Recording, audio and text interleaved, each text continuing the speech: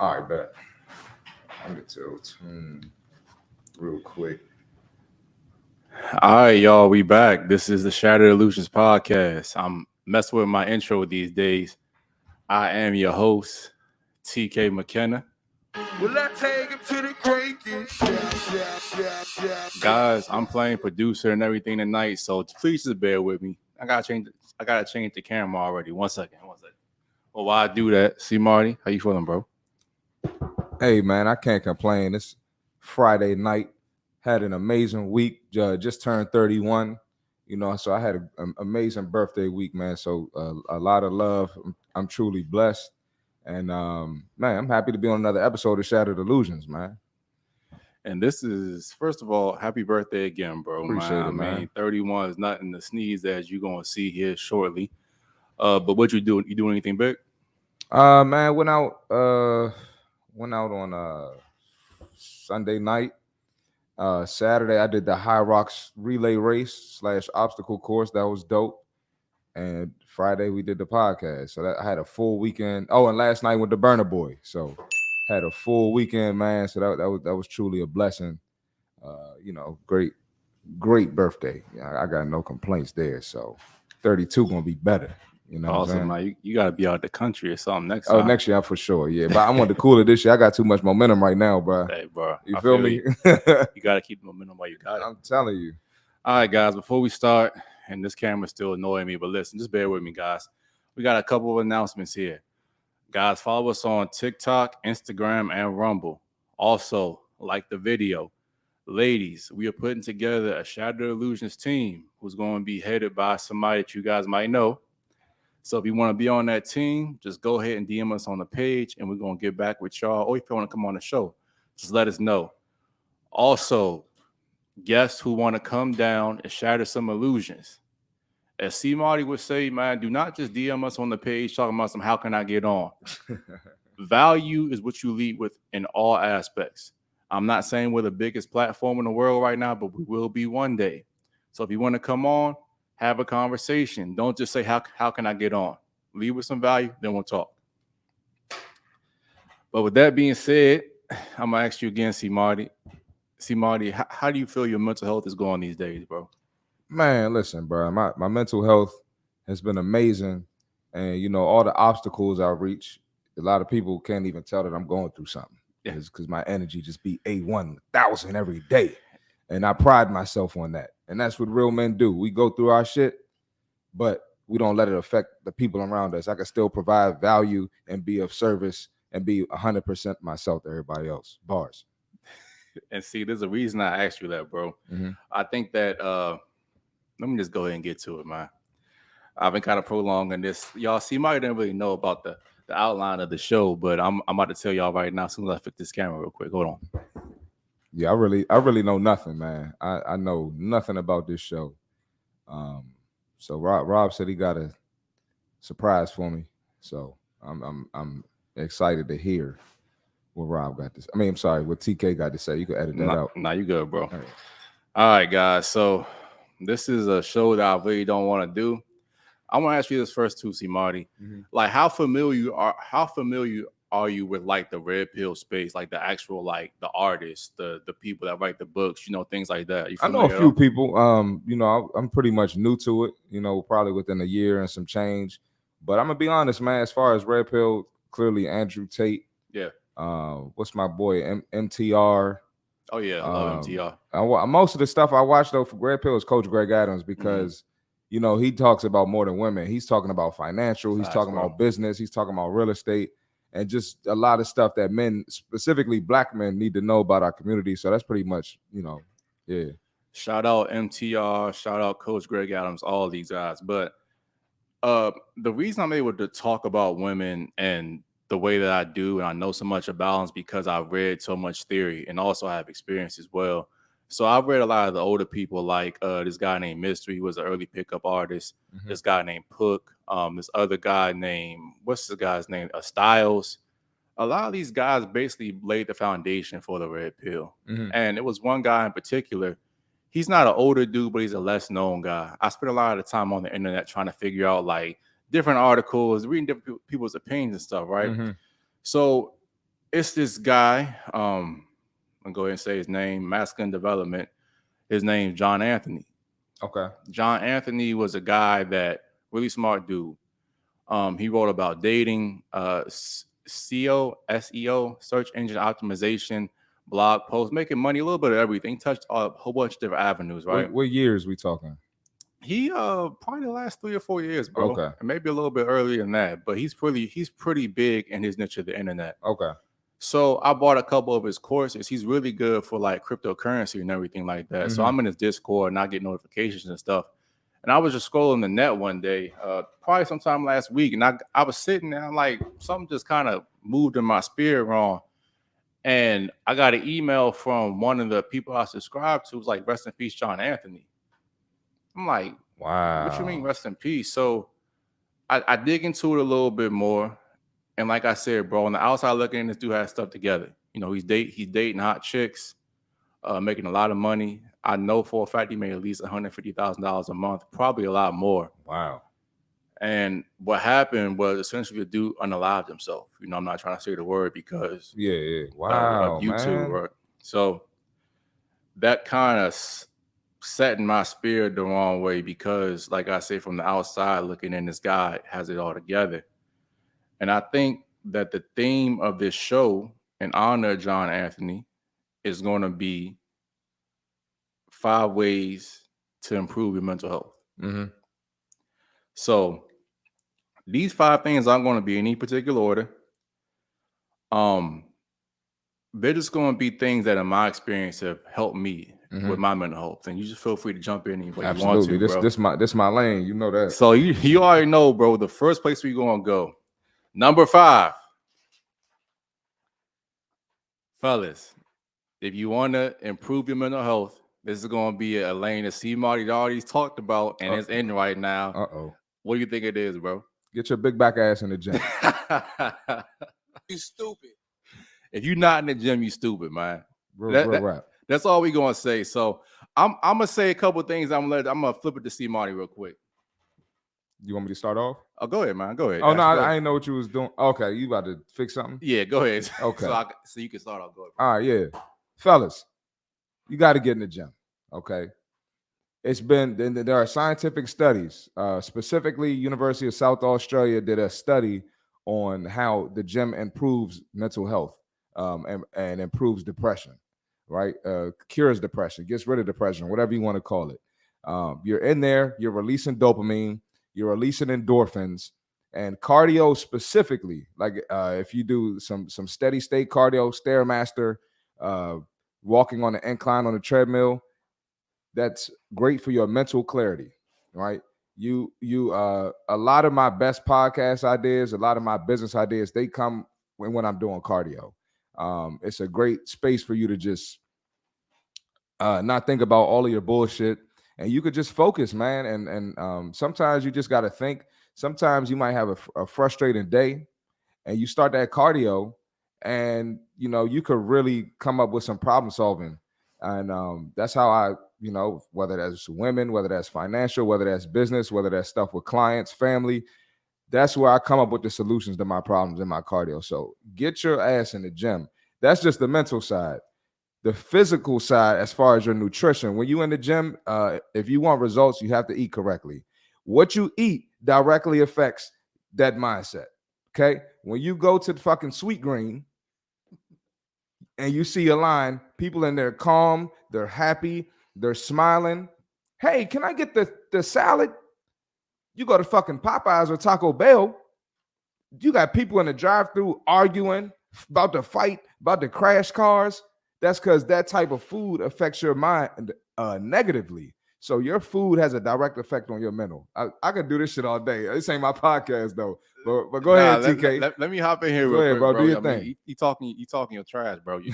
So I want to say a couple things. And guys, again, I'm sorry. I got to get up and everything. I don't have a producer right now, so I'm trying to figure everything out. But I wrote a couple of things down.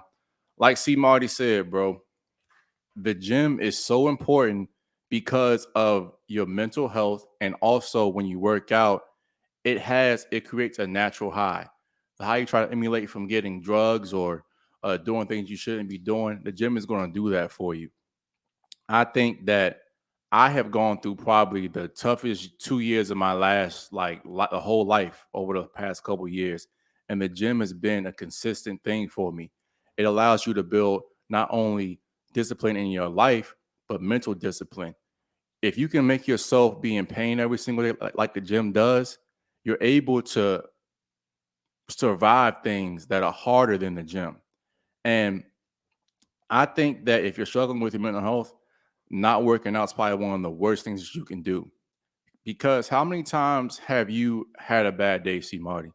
You go into the gym and you might still be having a bad day, but it's always a little bit better after you work out. Absolutely. So, fellas, if you ain't working out, you definitely messing up.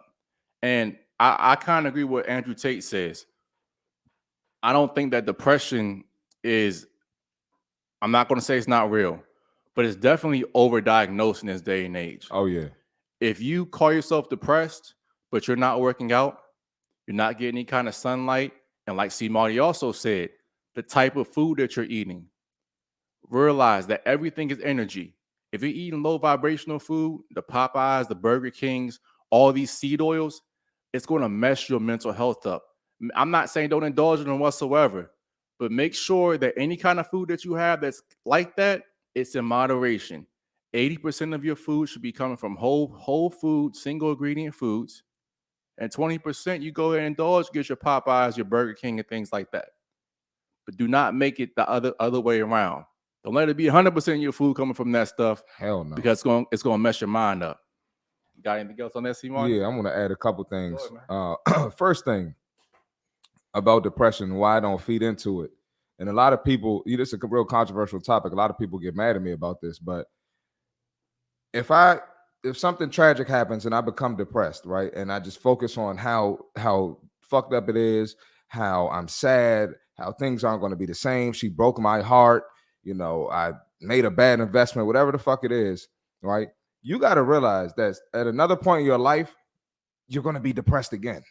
So you can't every time that something pops up, you just fall off track at work, fall off track in your relationship, fall off track in the gym. It's life, especially as men. We're going to have another obstacle. So strap up your boots, figure out what you need to do to get out of this rut that you in. And you're gonna be feeling great when you get out of the rut, but guess what? It's another one coming. So don't focus too much on that. And another thing too, man, I study a lot of successful people, whether that's athletes, businessmen, whoever, right?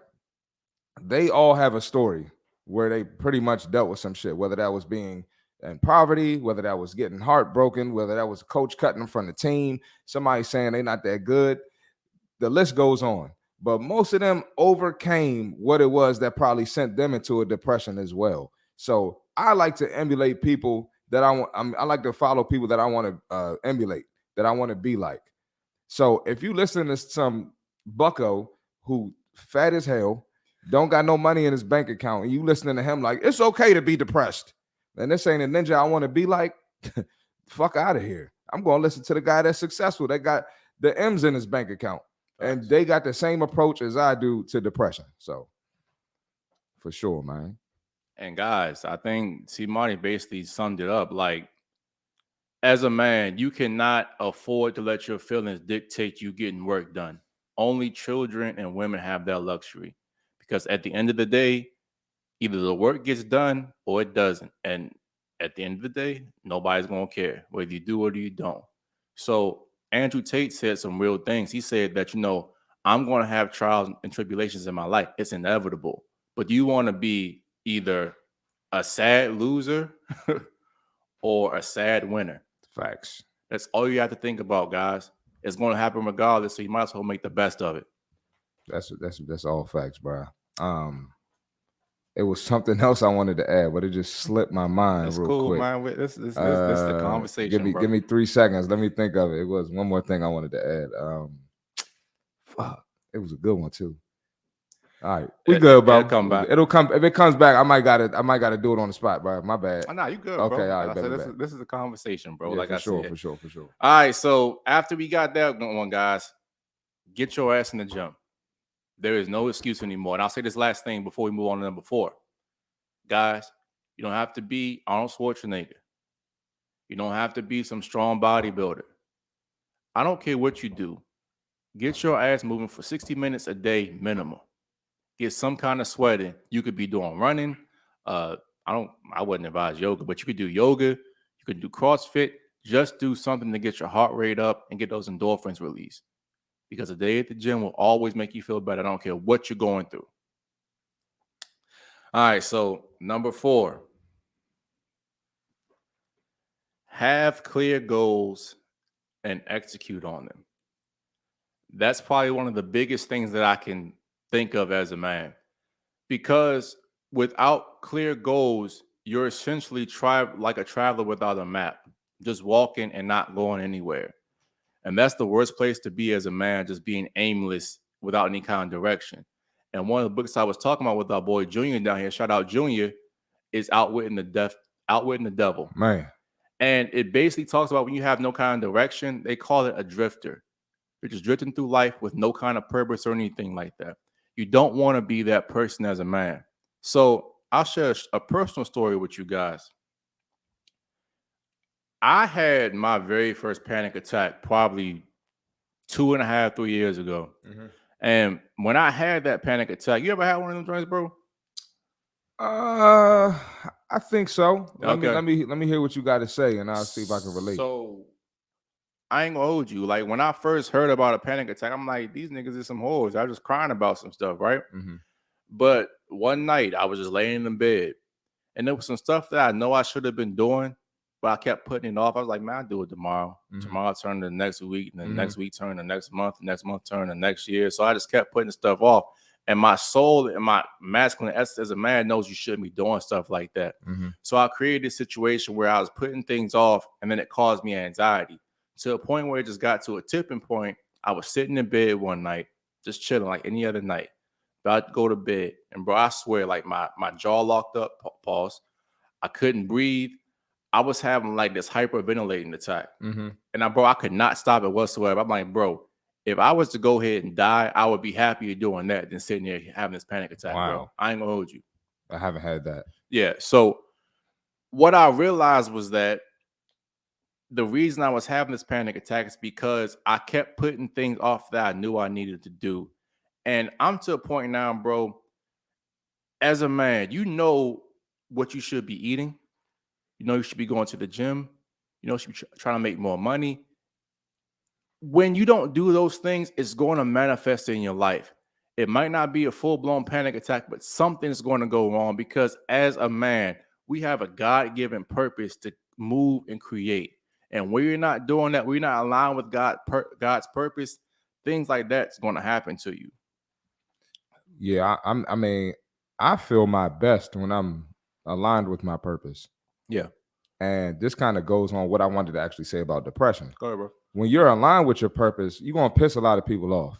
And that could be people close to you. It could be family. It could be your girlfriend, your spouse, your kids, clients. It don't matter. And what I was going to say on the depression part, which actually goes with this, you're going to have to, when you're trying to get out of depression, you're going to have to piss some people off. Right, you're gonna have to do whatever you need to do. You're gonna have to get in that mode, get in your bag, get in savage mode, whatever you call it, get in villain mode to get out of that rut. So that kind of went right along with what I was saying. But you're gonna have to piss some people off for sure. But you know why that you piss people off when you have purpose and you move with ambition? It's because you're a mirror to them, realizing that they can't do, or they can do what you do, but they won't do it. Mm-hmm. So you see how most people kind of move in the gym. If you really watch most people in the gym, it's kind of a euphemism for life. People, the majority, not all, because we some dolls in there too.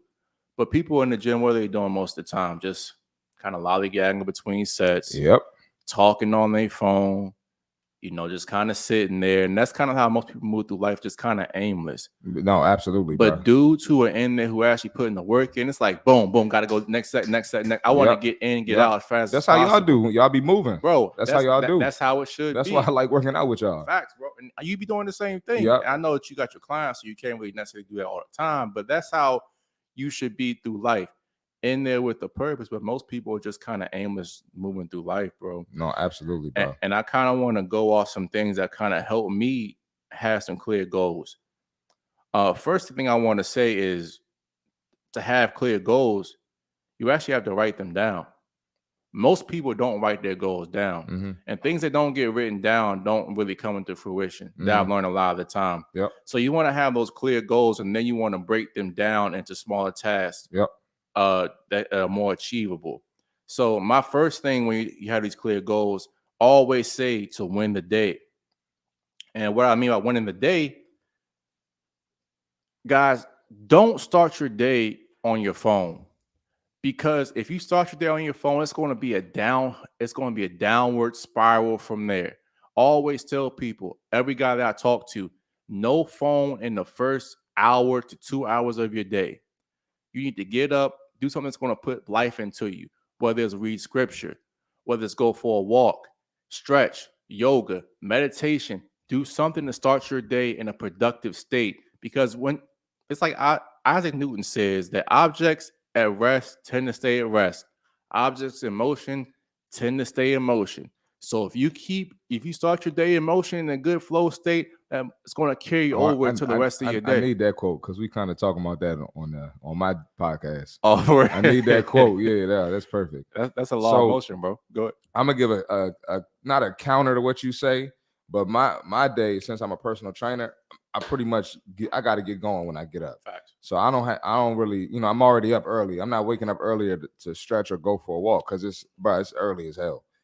So what I do is I do get on my phone, but I turn on either an audio book, a podcast, or I listen to Steph is Cold. I don't know if you're familiar with Steph is Cold. Come on, man. Okay, bro. Yeah. His motivational videos, they just get me going when when he's talking about life and Get being the a rant man, and everything. getting on the rants. Bro. Them joints get me going in the morning. So that's the only reason I'm on my phone in the morning. I don't, I'm not like mindlessly scrolling in the morning. So if you're in my position, I would, recommend doing that as well. I don't like to listen to music in the morning for real. Every now and then I'll do like in the car, Nipsey Hussle or something along those lines, some motivational shit. But most of the time it's personal development the moment I wake up to put me in that mind state.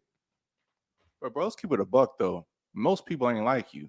And most people don't get online to not necessarily create or to respond to clients or, do some business stuff or listen to a podcast. Yeah. It's going to be open up Instagram.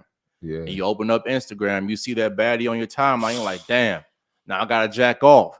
Then you done jacked off. Instagram is dangerous, bro. Then you done jacked off. And now next thing you know, you get sleepy. Yeah. And then your day's just ruined from there. Like you have all these things you're going to say you're going to do when you first start. When you start your day in a shitty state, it's going to turn to shitty results a lot of the time. No, that's facts. That's facts. So just make sure, guys, like I said, win the day and start your day in a productive, positive state. That could be a podcast. It could be a run. Just do something. Do not start your day with your phone because it's going to start you doing what I call doom scrolling. A next tip I want to kind of go to, guys, it's going to piggyback off the phone thing. But guys, you don't realize how important it is to actually sit in silence and sit still. Because now that we have social media and we have our phones attached to our hands 24/7, how many of you guys actually sit down in silence? I'm talking about with no phone, no electronics, no books playing, nothing. Because silence is when you're able to hear the prompts, not only from yourself, but prompts from God. And in the silence where you find out who you really are and what you want to do. And I'm a big nerd, so I'm gonna kind of piggyback this off to Avatar. You ever watch Avatar, bro? The anime jump? It's like anime. Kind of like anime. Now, yeah. I mean, years ago, bro. You gotta watch that joint, bro. But one of the most base dudes on there is Uncle Iroh. And Uncle Iroh was like Zuko's mentor. And Zuko, Zuko was the guy that originally was hunting the Avatar and ended up joining the Avatar, right? Mm-hmm. So it came this one badass scene where like Zuko was kind of at what they call a crossroad of destiny, where he was choosing between being either good or evil. And Uncle Iroh basically set him down. He said, Zuko, you've been told who you are your whole life. You've been trying to get your honor back from your father. You've been this refugee. And he said, it's time to ask yourself the important questions. Who are you and what do you want? one of the most simplest things I've ever heard in my life, but one of the most profound. And guys, you got to sit down and ask yourself that same exact question. Who am I and what do I want? What does my ideal life look like? What do I want out of it? Not what your mom wants out of it for you, not what your best friend wants out of it for you, but who are you and what do you want? And in that silence, a lot of the times we're going to get those answers. It won't come immediately all the time, but just sit down at least 5 or 10 minutes a day and have a little bit of silence time, man. I'm telling you, it's going to change your life. That just made me think of you familiar with Andy Frisella? Andy Frisella. He owns the company First Form, the supplement company. They do, protein, creatine. I probably know if I see him. Yeah, First Form. I'm sure you've seen that, But anyway, he's the owner of it. He said something along the lines of, whatever you're scared of people at laughing at you for. So if you're scared of people at laughing at you for being a podcast, they think your podcast is corny. They think your business is corny. You know what I'm saying? They think you weird for going to the gym. You're a gym fanatic. You know what I'm saying? That's who you are. And you should dial down on that. Like whatever that is. I know for me it's the podcast shit. I get a lot of friction with my podcast. I mean, it's insane. I ain't even really get to rap to you about it, bro. Like, shit been crazy, bro. Like, to the point where it's like destroying family relationships type shit. You know what I'm saying? But that's my answer. That's what I need to be doing more. But on the same note, I'm getting a lot of positive feedback too, way more positive than negative. So, but sometimes that's just, it's gonna be what it is, man.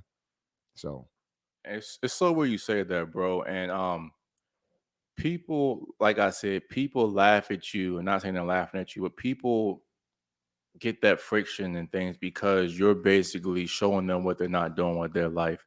And I'll just say this, bro. Keep doing your podcast, keep doing what you're gonna do, because like I always tell you, when this joint blow up, everybody gonna be like, man, I was there for you the whole time. I was rooting for you. I'm like, man, I don't want to hear that, bro. You saw the vision, you choose to ignore me. And now you're gonna miss out. You're gonna watch me go up. I'm telling you. So the last thing I want to say about having clear goals and execute on them, guys. Back to who you are and what do you want. You need to have some kind of value, what you want in your life, whether that's money, women, close relationship with God, something, and take that and go after it with your full effort and your full force. And the thing that I'm learning myself is that whether you go after it or not, the time's going to pass anyway. And the one thing that personally for me that I gave me a little bit of anxiety doing the podcast is because like you said, I was afraid what people going to think about me. Yep. I tell myself I don't care, but then a lot of the time my actions aren't showing that. So don't be afraid to be bad at something for a little while, guys. Whether it's podcasting, whether it's selling, whatever it is, nobody picks up anything and is great at it immediately. There are people who are better than others, sure. But if you put the reps in, just like the gym, you keep showing up day after day when you don't feel like it, when you're tired. Eventually, if you're trash, you're not going to be trash anymore. You're going to be just bad. And then you'll go from being bad to being kind of okay. And then you go from being okay to being good. It's a slow process, bro. It's okay if it's not going to work the first couple of times. Just keep going, keep building that bricks. And when I say the same thing, lay the 5 bricks. If you lay 5 bricks every single day, if you go outside after a year, you're going to have a wall. Just keep doing those small daily tasks in and out, and eventually you're going to get good at anything. Big facts. Talking to myself as well. So, anything you want to add to that, CMarty? Man, one thing that helps me is, since I'm in the content creating space, I see guys with 1 million followers. I'm looking at mine. I'm like, how did they get to 1 million? But like, one day they were where I was, you know what I mean? And that might have been 7 years ago. So, you just got to come to that realization that, like, bro, like, you got to play the long-term game, right? You can't play the short-term, the instant gratification. You got to think like, all right, I'm 25 now.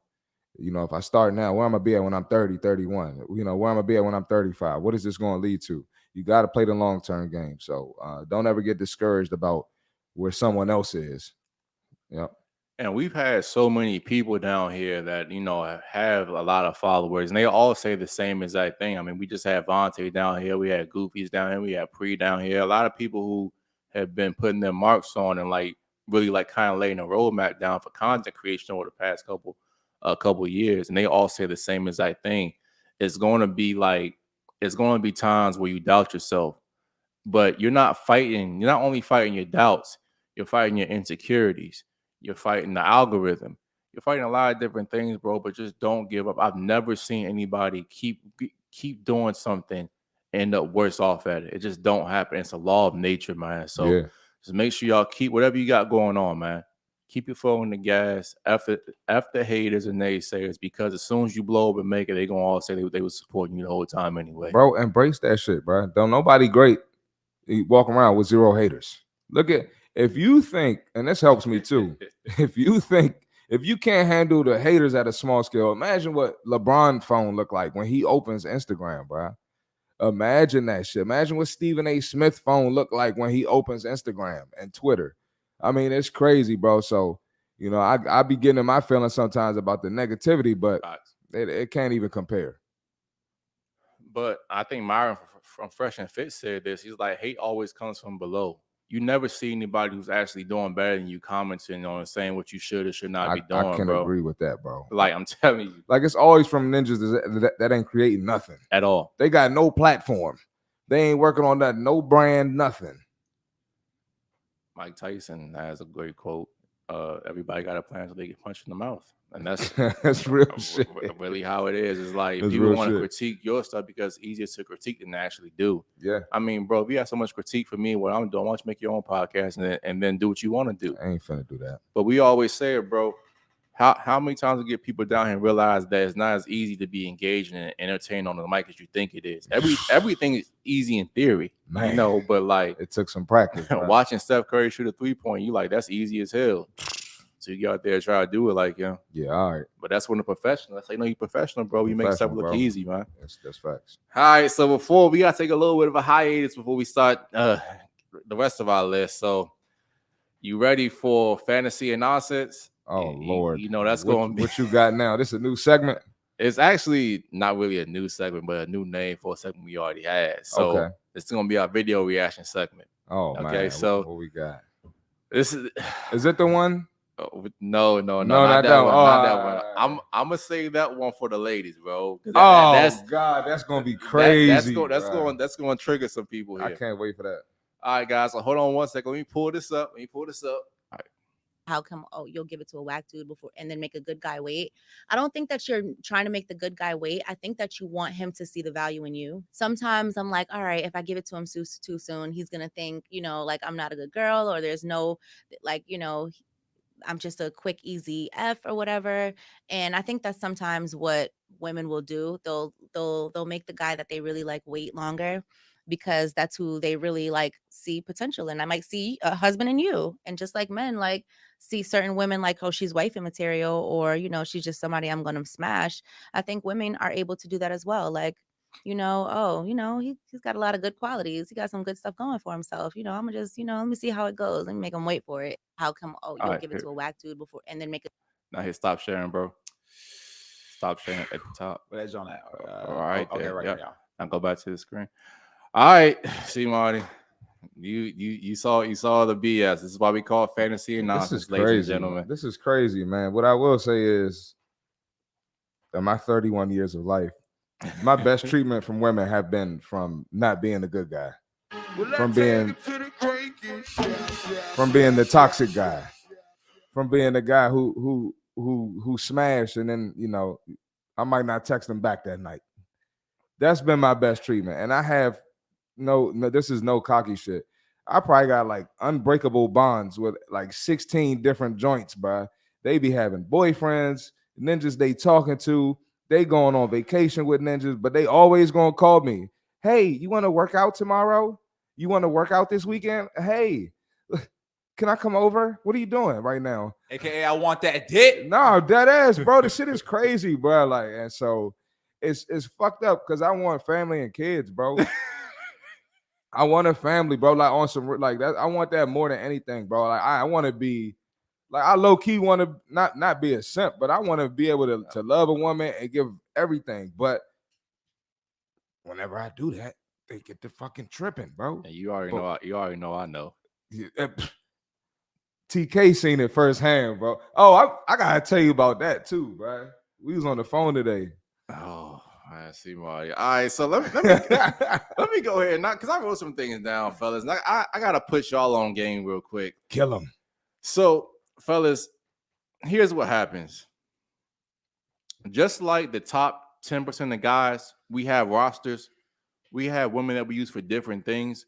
We have rosters of women that might make really good food. That might be the best sex for us. There might just be some good conversation. My point is, when you're that guy, you have women for different purposes. But this is where most guys mess up, not realizing that women have those same exact rosters, but for different things. So I'm going to tell you something, fellas. Every woman that you meet puts you in one or two categories. It's either potential lover or provider. Shout out to our man D. D has this term called preferred providers. What does that mean? Women look innately for provisioning. And it's not always about resources, guys. Women look for men for a lot of different things. You might be providing a friendship, might be providing attention. You might be the emotional gas station. And the emotional gas station is you be that guy that pumps up her ego for another round of fuckery with Tyrone, Pookie, and Ray Ray. AKA CMarty. Man, listen. Tyrone, Pookie, and Ray Ray gonna make her feel so low about herself. And she comes to you, Mr. Simp. She's like, oh my God, Tyrone, he's treating me bad again. I just can't believe this. I do so much for him. And your simp ass, what are you doing? Oh, he doesn't deserve somebody like you. You're a queen. Just make sure next time that you just pumping her head up, bro. Don't need to be doing that. Also, they have men that provide meals, favors, and the big one is emotional stability. Guys, you don't realize how erratic women's emotions are. One day they're here, F that. Not even one day. 1 second they're here, the next second they're right here. Nah, for real. When you have emotional stability, guys, you bring balance and peace to her life because women aren't like us. We can separate our feelings from getting the job done. Women can't. Women only they only care about that moment, damn the consequences. Men don't work like that.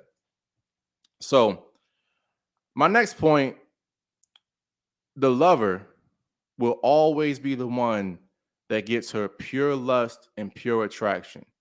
Going back to the gym, that's why it's so important, guys, that when you talk to women, you have your body in shape. You have that six pack. You know how to walk, how to dress, have a certain fragrance. Go ahead and hop in, bro. Real quick, man. I done had joints suck the soul out me, but will never make me a boyfriend.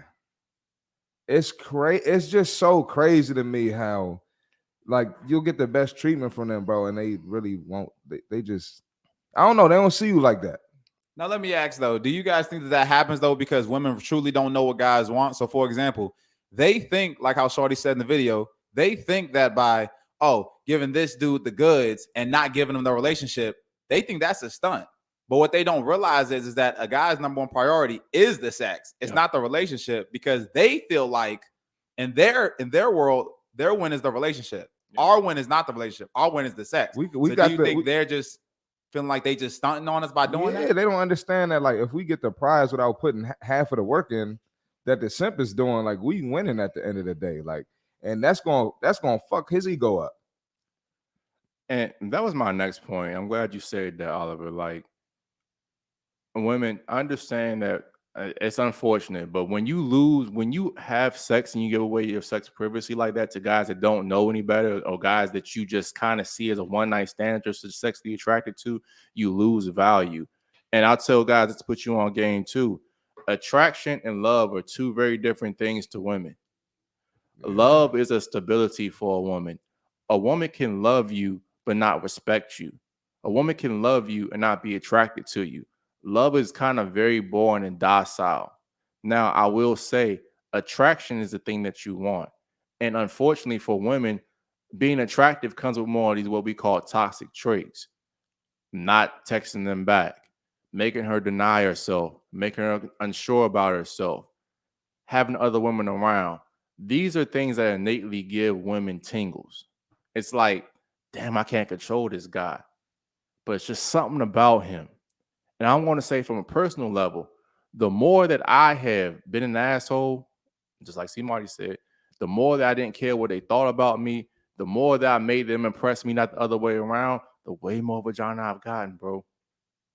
Bro, it's a joint. She been wanting me to take her out, and I ain't took her. I ain't took her ass out, but I just be pulling up to the crib for real. You know what I'm saying? Facts. Pull that And back out. listen, and she blocked me. I guess she blocked me thinking I would be like, "Hey, why'd you block me?" Nah, I ain't saying shit. And I guarantee, though, the day I reach out to her, if I reach back out to her, I can still pull up and blow her back out. But you know what, bro? Not to get off subject, but I ain't mean to get off subject. My bad. Nah, she could have blocked you for a plethora of different reasons. Who freaking knows? Oh, no, I know why. She could have been taking another dude I'm seriously. about to say, Because she might have avoided. sometimes, That's my thing, Bro. yeah, some girls will do that. And like you said, Come on, man. But no. But here's the stunt. It's not even for the fact that dude better than you, but it's the fact that, like I said, girls have attraction all mixed up. They think that's a stunt.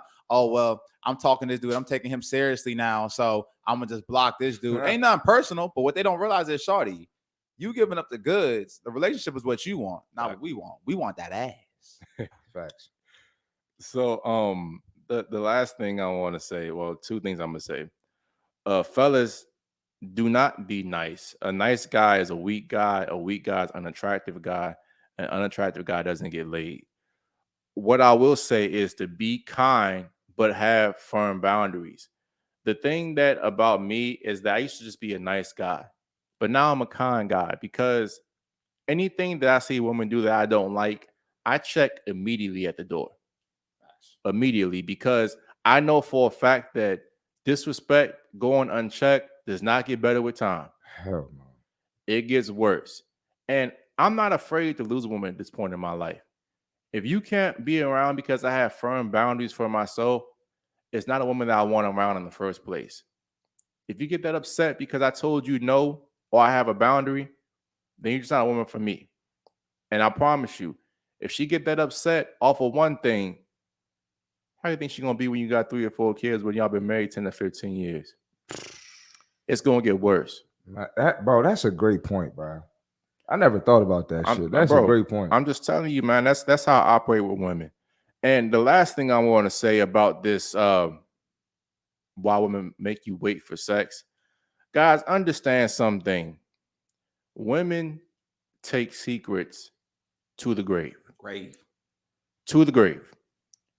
And I promise you, when the reason that I don't wait or deal with women that makes me wait for sex is because I promise you, she's let a man before me hit for nothing and or very little effort.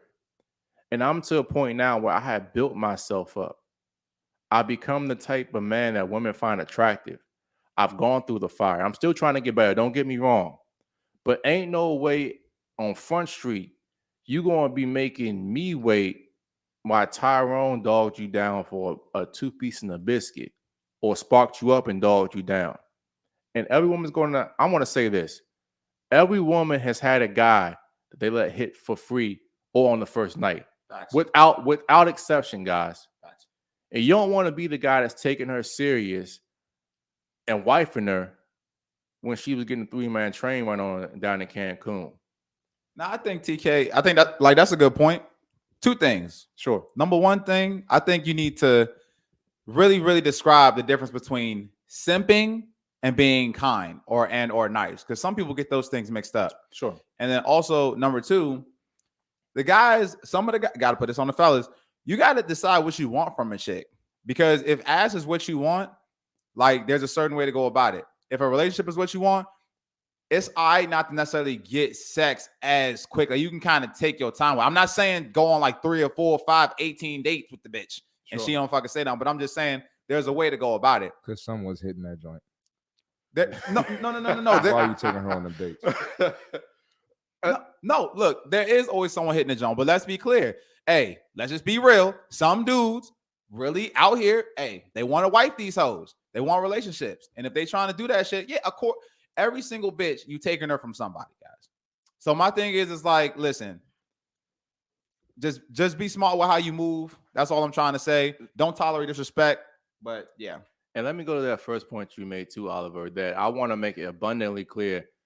The difference between simping and I think being kind, I think that simping, and see, I want you hopping onto this too, your definition. I think that simping is putting a woman on a pedestal that doesn't deserve it. Like just by her being cute or her having a fat ass or her having a following. Anything like that, I think is simping. But I think that being kind, because I'm a kind guy, I think that being kind to a woman is just, first of all, having firm boundaries for yourself, and then also treat women with respect that respect you. That's how I think. That's how I think of the two. How about you, CMarty? No, I agree with that 100%. And you know, this is gonna sound sassy or whatever, There we go. Sassy that shit. but you gotta make women work for your attention. You gotta make them work for gifts, the dates, whatever. They have to put in some type of effort for them to get that in return. You can't give her all of this shit up front, and she did absolutely nothing for it. That's why you got these big back fat joints out here with these egos, bro. Because dudes are doing all types of shit for them just to get cheeks, and it's not even, you ain't got to do all of that. Bro, you just put a great freaking idea. You ain't got to do all of in that. my show. You got the most mid joints out here with the worst attitudes, thinking they tens and they're not. But you got guys out here that are desperate, and simps are usually desperate. And They'll do anything for a sniff. And let's just keep it a buck. Most guys truly, they only going after the fat back, big back joints. No, be seriously, they're only going after those girls because they think that those girls are achievable. But I'm telling you, I've approached thousands of girls. I'm just saying, the 10s, they don't really act that much different from the 8s, the 5s, the 7s. But the difference is that dudes believe they can get it. And the 5s and the 7s, I think they got the worst ass fucking attitudes because they're not used to being told they're pretty. So they get a bajillion likes on Instagram because of they fat ass and they ugly butt face. You know what I'm saying? They thinking like, oh, I'm the shit. I'm this. A pretty girl, she always kind of been fucking pretty. So it's kind of like, she know how to act. But to me, you ask me, the 5s, 6s, and 7s are the worst ones to even go at. Mm-hmm. All these hoes gonna cost you money. All these hoes, you taking them from somebody. Fuck it. Go for the best. So I'll just say this to put a nice bow on this. And see, Marty gave me a fire show for a future episode talking about making the girl invest in you. We're gonna do an episode on that. Man, it's the truth. So, fellas, just like I said, unfortunately or fortunately, not every woman is going to sleep with you on the first night. I honestly, I'll say most women won't. But my point is, know when to cut your losses and when to move. For the most part, if a woman likes you, she will sleep with you in 3 days or less. Anything past that, you're probably wasting your time.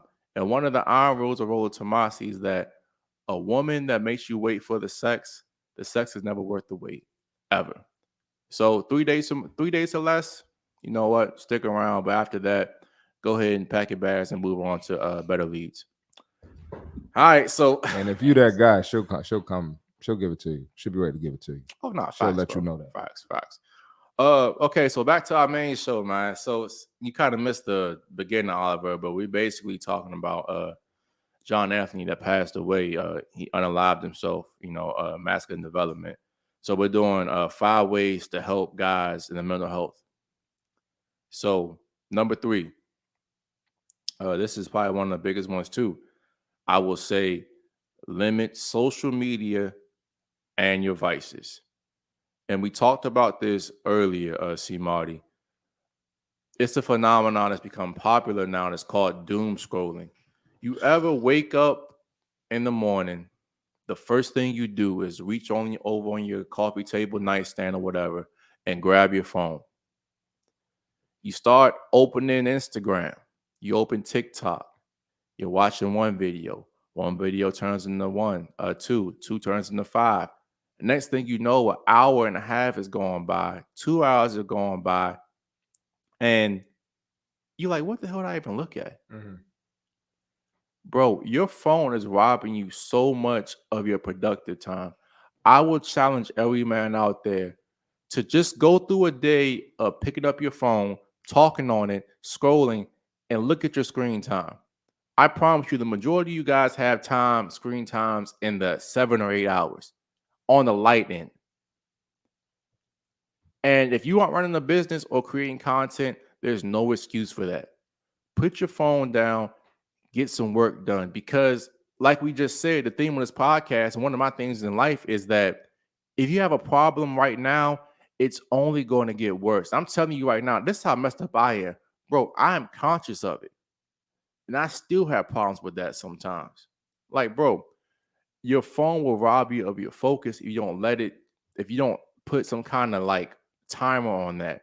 It's only going to get worse. So nip the problem in the bud. Limit your screen time, especially in the morning. And if you don't do that, if you do that, your focus will get a lot better. Because I find myself now is like, even when I'm like editing or like trying to study, I'd be like, damn, what am I missing on social media? I got to grab my phone. It's to a point now where like I have to put my phone in another room just to kind of keep myself from doing it. And I told you I'm cognizant of it. I really feel sorry for generation with Z and Alpha, because I was talking to one of my friends the other day too, guys. We know a world without social media. Mm-hmm. These kids now don't know anything outside of social media. Yeah. I honestly think that, if I'm being honest, bro, I think we probably were born in the best generation in history, because we got that middle ground. We got the technology kind of cornerstone, and then we got that kind of like old school going outside to play, riding bikes kind of thing too. I don't think any other generation has had that besides millennials, if I'm being real. So just make sure that you guys don't do that. And CMarty, Oliver, anything you want to add to that? Yeah, man. The phone can throw you off, man. And you know, a little off topic. But the FYP, your FYP on TikTok shows you what type of bullshit you want, for real. Real talk. And then the Instagram Explore page is kind of, you can't really go off of that. I mean, they're trying to get you, especially if you're a man, they're trying to get you to indulge in some bullshit. Facts. But if you go to that Reels tab where you just scroll through different Reels, like kind of like a FYP on Instagram, that also shows you the bullshit that you really on. So if you want to know if you really wasting time, go ahead and look at what that algorithm giving to you. Facts. And my next point is not only social media, but your vices. So, guys, I'm on the hard end of it. I say that you stop all drugs, all alcohol, and you stop all porn use. But y'all gonna say, but CMarty drinks. I'm gonna tell y'all something right now, man. Go ahead. Listen, Go ahead. you can't do what CMarty does, because CMarty can drink and still get the work done. You can't be a smoker and say that, oh, well, you see, Wiz Khalifa, Snoop Dogg is successful and they smoke. Bruh. I'm like, bro, you have no talent. You're not a fraction of what they are as a person. So don't compare yourself to the two of them. Now, I will say this. I think that weed and alcohol can be okay in moderation, but let's keep it a buck. Most of y'all are losers, and most of y'all are using it in moderation. So why even have the conversation? So my thing is that just cut it off altogether, because alcohol, for me personally, has no benefit whatsoever. Can we define the term vices just to be specific? Yeah, I think in term vice, anything that is cheap and artificial. So let's say this, like, we know for a fact that connecting is better than social media. Connecting is like a real thing. A vice is something that's artificial, that's kind of like dopamine, just kind of like fake dopamine. So as opposed to you having a conversation with your friend like we're having right now, you're scrolling on TikTok, you're on the phone with them while you're talking to them. As opposed to going out having real sex with women, you want to go ahead and watch porn all day. As opposed to you going to exercise or walk, you're out here on TikTok and stuff again, or eating bad food for you. I think advice, anything that feels good in the short term, but is detrimental long term. Yeah, definitely detrimental long term, and you know that could throw you off of what you need to do to be productive, or throw you off your priorities. Like you could see me sit here, and I don't drink every podcast, but if you see me on my podcast and you can see that red cup, I guarantee I'm in the gym the next day. I'm recording content the next day. I'm editing content the next day. I'm investing in my stocks or my, you know what I'm saying, whatever I do, I'm doing that shit the next day. You know what I mean? If I pause, if I do, watch some porn or something, guess what? I could get up and go to the gym, or I could get up and be productive, or do whatever I need to do. Go train my client or whatever. Because sometimes you gotta get that venom out. or you could call a joint and get it done for real if you wanted to. I have that option as well, but sometimes I just ain't got that. I ain't got that type of time. Facts. You know what I'm saying? You don't feel like playing the game, and like exactly. But my point is that, and I think I forgot who said this, but it's just like life is all about learning the rules. Then we become an expert about breaking them a little bit. Mm-hmm. So once you have that foundation built, you can go out and get a burger every now and then. Shout out to our man Toon.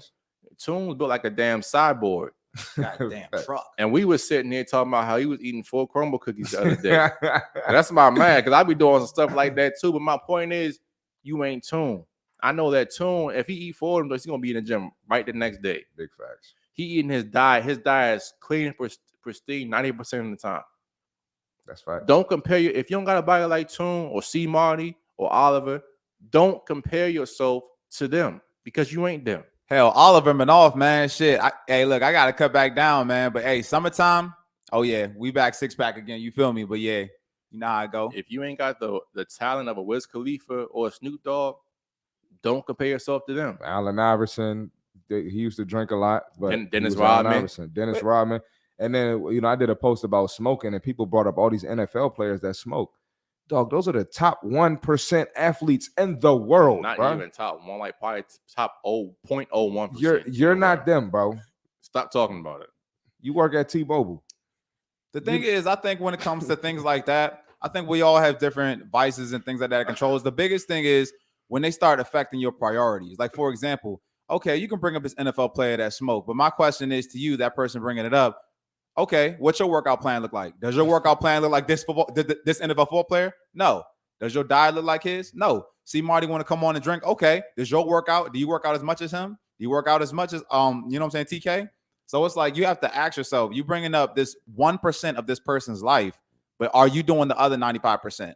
They run in their mouth more than they run on the treadmill. There. They listening to Cardi B more than they doing cardio. Bars. Cut that. Bar. Cut that. That was off the top. Hey, I look, and I'm gonna say this last thing. And actually, I'm gonna try to not contradict myself here, because I want to help you guys actually get better.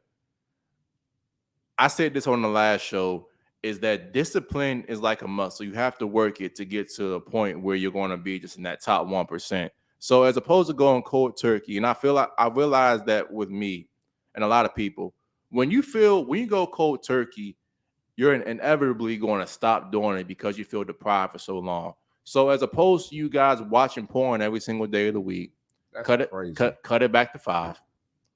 As opposed to you drinking every weekend, every other weekend. I'm a cold turkey guy, bro. I am too, honestly, bro. But I had to work up to that point. That's my point. That's true too. Yeah. So, guys, just make sure you practice your discipline like you practice everything else. And the last thing I want to say about limiting vices, once you cut all that stuff out, actually lock in and start doing things. Don't let you stopping masturbating and you stopping doing drugs be the only thing that you do. And now you all of a sudden feel productive by not getting anything else done. Stop that stuff, then lock in on your goals and keep moving. Facts. All right. So, number 2, fellas. To fix your mental health, I want you to foster your relationships with your friends and your family. TK, what do you mean by that? When you are with your family, your parents, uncle, cousin, brothers you call your family, give them your full and undivided attention. Guys, we don't realize that how much of a short time we actually are here on this earth.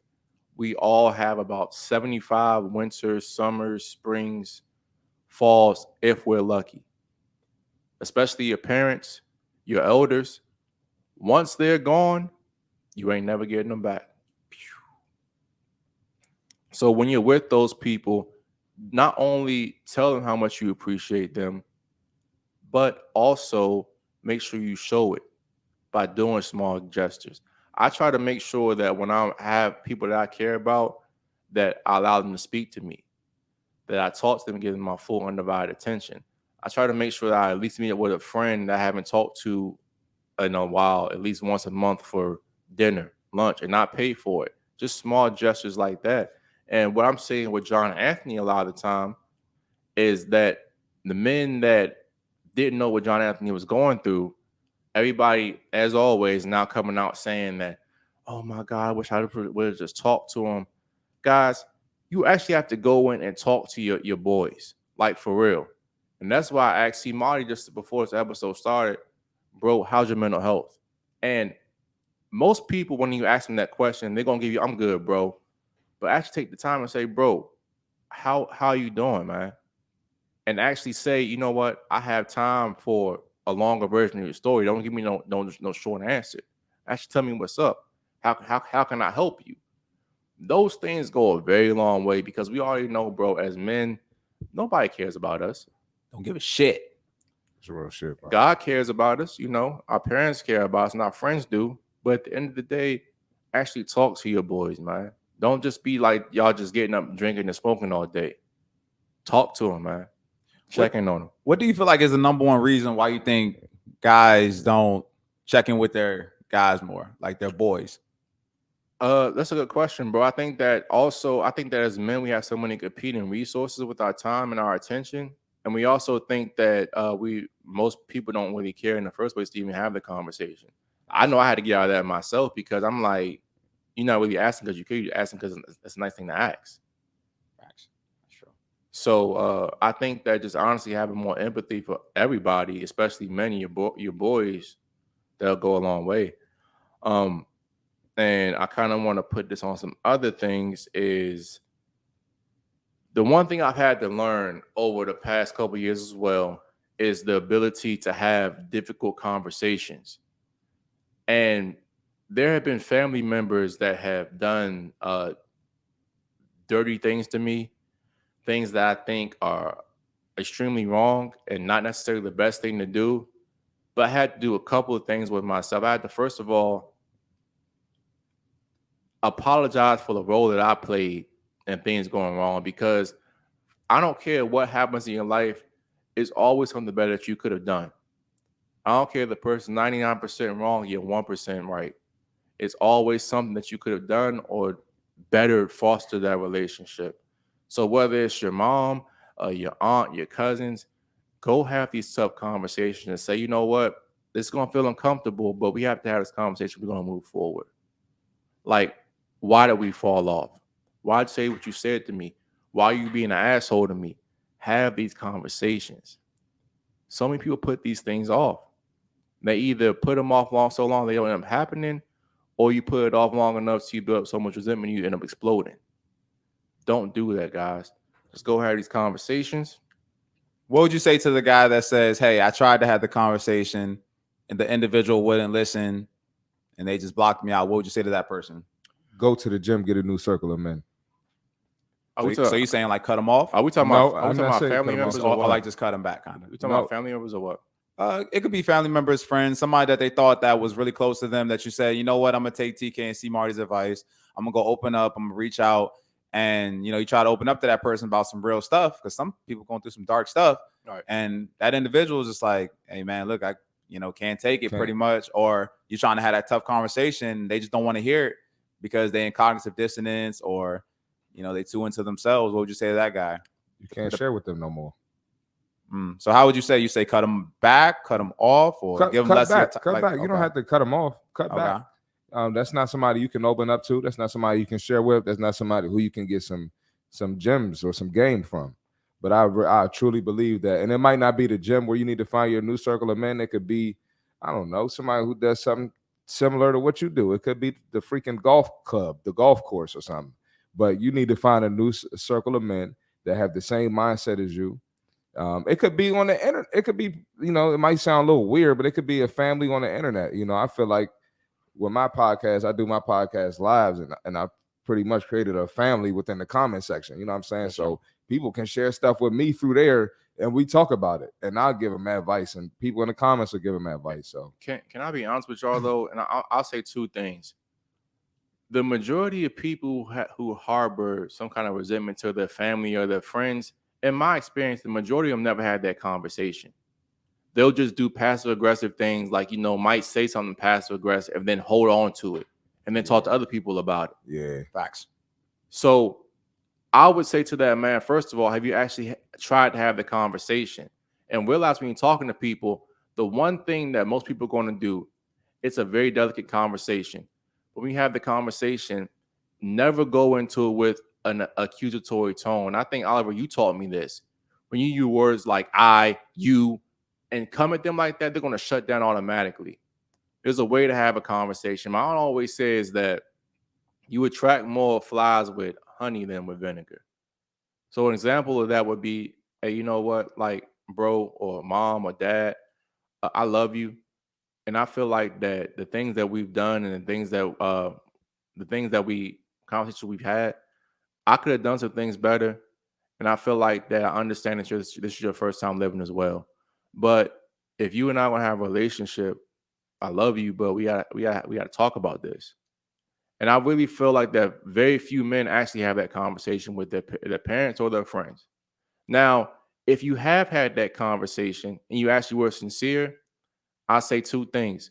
Realize that certain people, no matter what, aren't ready for that conversation. And it's okay to love them from a distance. The Bible always says that some people's heart are hardened to the gospel. And if their heart's hardened, you can love them from a distance to keep it moving. You don't got to be involved with them. It's all love, but you just can't mess with me no more. So I'll say that to answer your question, Oliver. Actually have the conversation. If they don't, just remove yourself. I have another point about this. Oh yeah. Also, I'll say this about this too.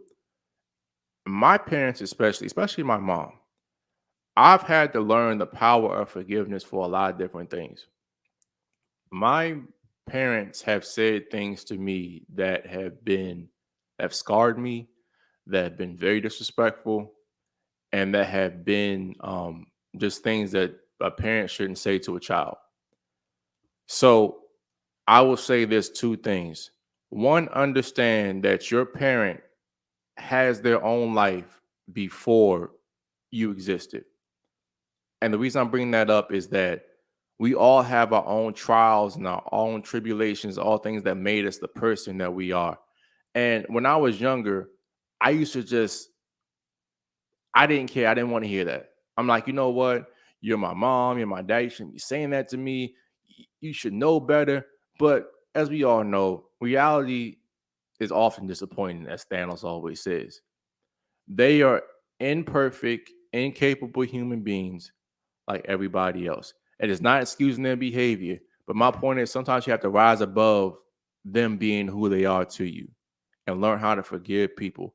And I say two quotes: be easy on your parents. It's their first time living too. And the second one I was going to say is that Patrick Bet-David had a great quote that was very profound to me. He said that when you're young, you idolize your parents. You think they're the best thing in the world. They can't do no wrong. They're like many gods to you. And then you get to those teenage years, you demonize your parents when y'all start butting heads. Like, man, they suck. They're trying to restrict my freedom. I can't ever do anything around here. And then you get older and you humanize your parents and realize that they're just flawed creatures like everybody else. Not condoning what they did, but just realize that just gotta rise above people sometimes. well said. Okay, and I'll say this last thing. If you need help, fellas, get you a strong brotherhood, get you a reliable friend, and ask for help. We are so ashamed as men to actually just go and say, hey, bro, I need help with this. No man's island. Nobody is. We only get this thing done by being here for each other and fostering relationships and fostering a vibe where we can have conversations. You ain't no bitch or you ain't no hoe because you ain't asked for help, because you asked for help. Now, I will say this, guys, don't ask somebody for help when you aren't helping yourself. If you're not in the gym, if you're not trying to make money, if you're not trying to improve yourself, and you feel like you're depressed and you're lost, fix those things first. And then if you're still depressed, we'll have a conversation. But at the same time, that's what your boys are here for. Fix those things, and then we'll talk. But rely on your family and your friends, man.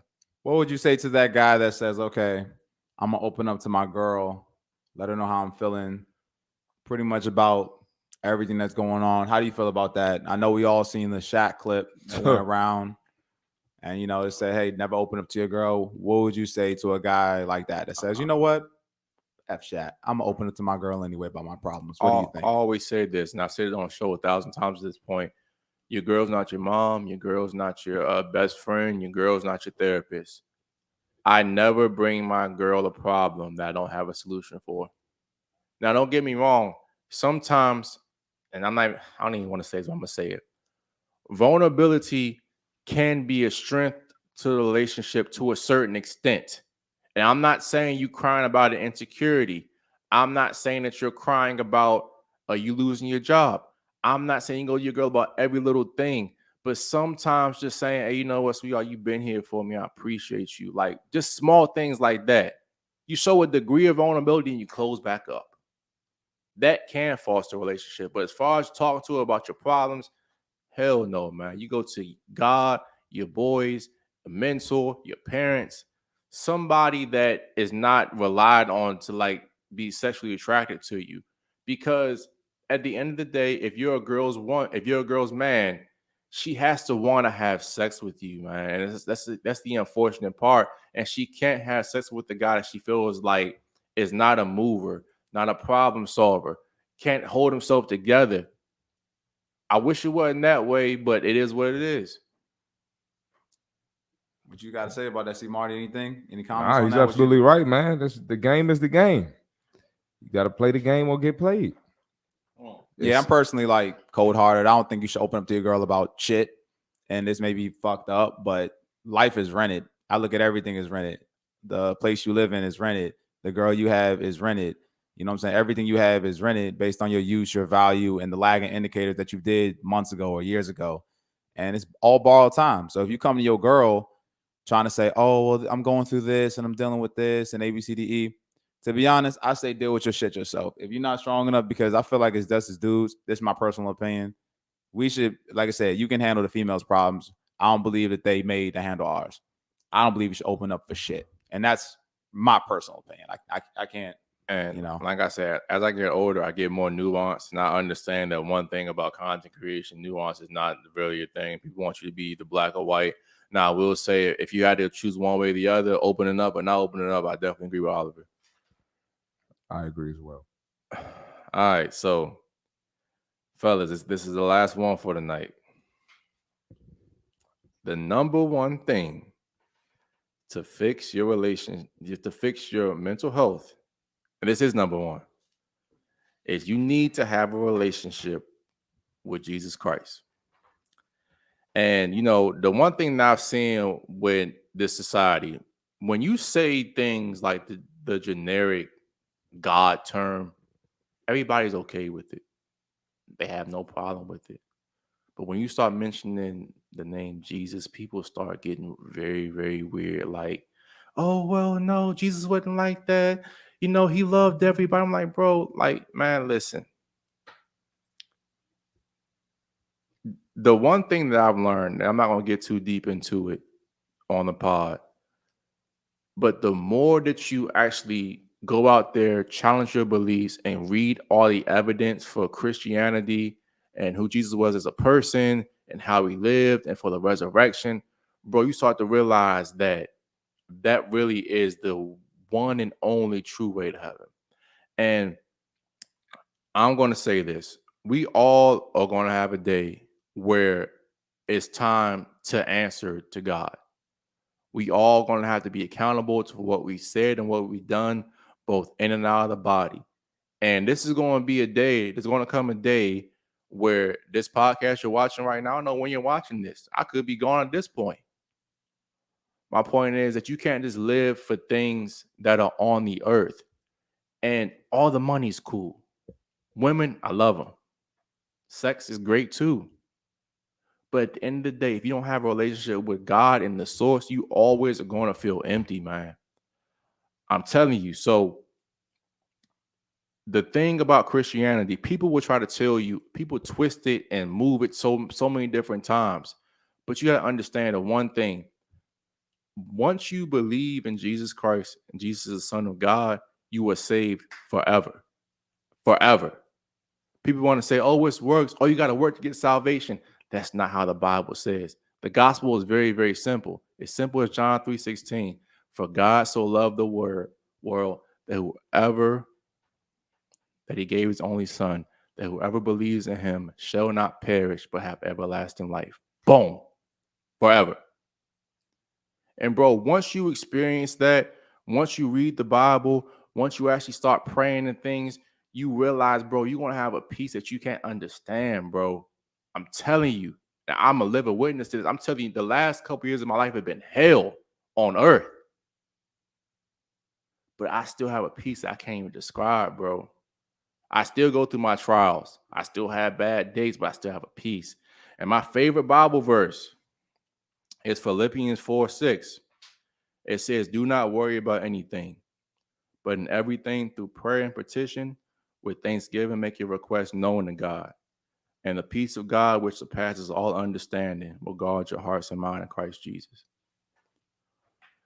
And as I just said to y'all, bro, I have a peace right now that I have never known. So make sure you fill all your buckets. It's cool, man. Go after the money. I'm never going to tell you don't go after your goals. Go after the goals. Go after your content. Go after the clout. Go after everything. But if you don't have God, at the end, you're going to chase the win and realize you won it. It's all meaningless about God.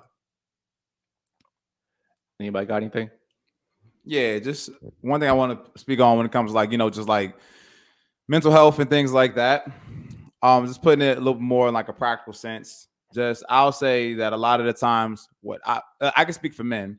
A lot of time, I think mental health comes from being timid, not doing enough, or either not feeling like you're doing enough. And I think honestly, from men, not what I'm seeing nowadays, honestly, I think some of the best indicators to help somebody get through that is movement. And the thing is, your body's not going to feel like moving. We live in a generation where everybody says, do what you feel. Your feelings matter. Sometimes you got to say, yo, F that, especially as a dude, man. You have to get up, do things that you want to do, and your body has to get motion. Once your body starts creating some type of motion, going to the gym consistently, going to work consistently, maybe applying for promotion. Who cares if you don't get it? But just playing big, your body just starts to get in a natural type of cyclone that you're like, okay, cool. You know what? I could take this next step and this next step and this next step. And I think a lot of guys today, they just sit around, want to talk about their feelings and go to therapists and stuff like that. That's all good and well, but we're not women. We don't need our problems heard. We need our problems acted upon. And I think the first thing that a guy should do is just start just taking raw action. Who cares if you don't know what to do? Get in there, figure it out. And I believe that's already enough to start feeling better as far as the first practical step. And the book that I'd like to recommend is The Way of the Superior Man by David Data. I think he talks a lot about a lot of things you just said, TK. Women, like I said, are great.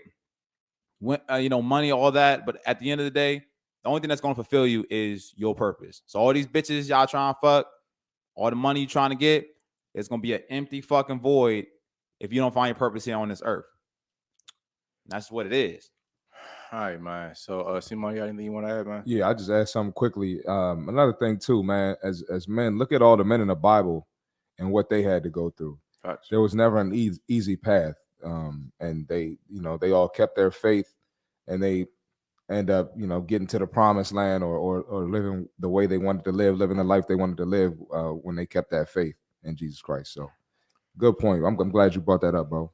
Appreciate that, man. So last thought, CMarty, y'all ready for your podcast? I already know. I just want to say this, John Anthony, bro, I know you're not with us physically anymore, but I just pray that you found some peace and that you are in Jesus' arms right now, and that you found the peace you couldn't find on earth, bro. And any man that's out there that's struggling with mental health, write into one of us, man. We here for y'all, and just have a conversation with us, and make sure that you appreciate people that you have in your life right now, and you try your best with them, man, because we only get one life. And like I said, at the end of the day, when this is all done, we all got to answer to somebody. People want to think that all this just happens by accident and that we don't have anybody to be accountable to, but a lot of people are going to have a rude awakening when it's all said and done. That's all I can say. Go ahead, CMarty. Plug your podcast and everything, bro. Yeah, man. Less Brunches, More Crunches podcast on Apple Podcasts. If you want to watch on YouTube or you on my social media, CmartyFit, CMarty Fit. If you're trying to unbig your back, get rid of that belly, don't hesitate to DM me for some training. Hit him on the celly. Yes, sir. Oliver, good to have you back, man. Hey, man, y'all already know you can catch me on Shattered Illusionz podcast. And this was our first time me and CMarty did the episode by ourselves, right? Together? Yeah. Yeah. Hey, listen, the first of many.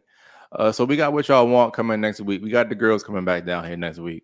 So all this preaching and stuff we did for y'all, it was a good ride, but we know what y'all want to see. So What girls you got coming next week? we gonna have a conversation, man. Oh, man. But listen. Oh, brother. This is the Shattered Illusionz podcast. Kill the fantasy, build the dream. We are out of here. We love y'all, boys. Will I take you to the greatness shop? I'm recording, bro.